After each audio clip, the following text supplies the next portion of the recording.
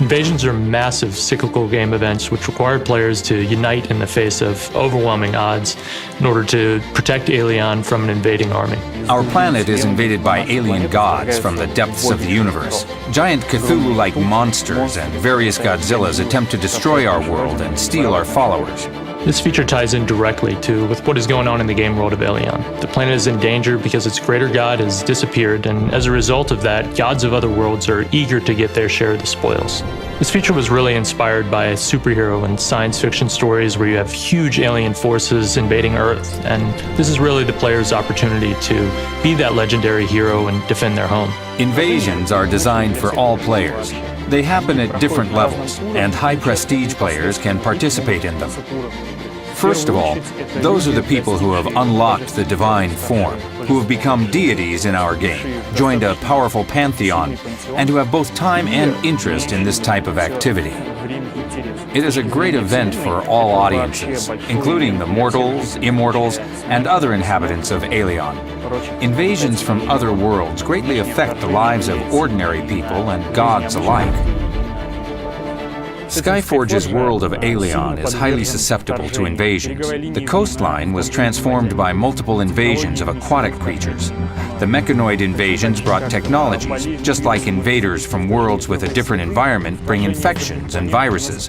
And all of these cause technogenic, ecological, and geological changes on Aelion. The way Aelion looks today is a direct consequence of all the previous invasions.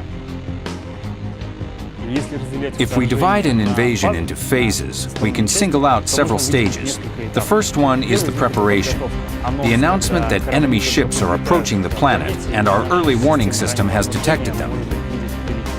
On the world map in the Divine Observatory, there'll be a timer, usually about 7 days from when it's posted, for when the invasion is actually going to begin. Once an invasion begins, the Divine Observatory will be populated with various content focused on combating the new invading army. The actual gameplay of the invasion, just like the rest of the game, is divided into different activities, and each of them has different gameplay. There are activities for 3, 5 players, and for 10 players, all with varying difficulty levels and different levels of involvement and reward. For example, there is an activity where we shoot down an alien ship. It crashes, and we try to gather resources and trophies out of it, including the data that will help us learn more about our enemy.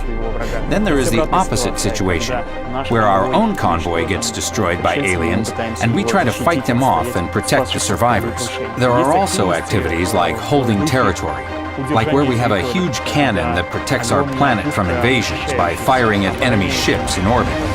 It gets attacked, and we need to defend it. We also have mass activities that will be available in later stages of an invasion, when we've learned enough about the enemy to board their ship and fight against them in their native environment, an environment which is deadly to us. These phases finally culminate in the arrival of the Herald of the invading army, the outcome of which determines whether or not players are actually going to be successful in repelling the invading army. This battle is available for 24 hours, and if players are victorious, they either get a victory phase or a defeat phase akin to kind of a golden age or a dark age. If players are victorious, all players will receive a server-wide buff that increases the reward they get from all content. Additionally, the invading ship will still be available for players to continue to raid for a few days. If players fail, there will be no server-wide buff, and there's going to be a destroyed area that players can visit for another few days. The Mechanoid army is going to be the first invasion players get to experience. Up to this point in the game, players have fought lots of Mechanoid minions, but now they're going to have to fight some of the most powerful Mechanoids, and they're going to have to do so in orbit on the enemy ships. Mechanoids are robots, and their main god is a huge complex cube that can transform and produce many things, which surprise us with their shape and size. Heralds, the main bosses of each invasion, are the avatars of alien elder gods, the creatures from other worlds that challenge the gods of Aelion and want to claim our followers. Then there is the Phytonite invasion. These plants are living things, and their armies consist of different creatures. The Phytonite ships are organisms and not buildings. When we first started to discuss the invasions, our first reference was Ragnarok, the end of the world in Norse mythology. We considered an option where the Dark Ages would mean a complete downfall for Aelion, the full cyclic change and destruction of the world each time the Ragnarok ends or is lost. We spent a lot of time discussing it, but in the end, common sense won out, and we decided not to destroy the universe and all players every time they failed or weren't strong enough to do something. The player's primary task as a god of Aelion is to protect their planet and their people, but of course, invasions also offer unique high-end content and great rewards. An invasion is a global event, a global activity. Therefore, the rewards here are also global and powerful. They cover all areas of progression. The goal of participating in invasions for players is, of course, power. Developing your strength and might.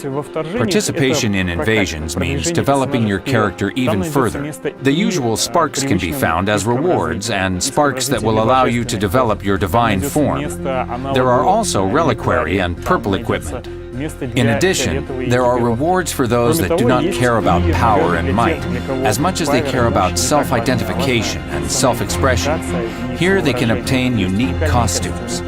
You will also be able to progress within invasions themselves. When you defeat some alien creature, you obtain data and various materials. You take them to the Pantheon Laboratory, where you can research them to increase your resistance to that certain invasion. At a certain point, you will become immune to their dangerous environment. This is really just the start of where we want to go with this feature. As players develop in power, who knows, maybe they could eventually take the fight to the alien planets themselves. So good luck, and don't forget to subscribe to our social channels, and I'll see you in game.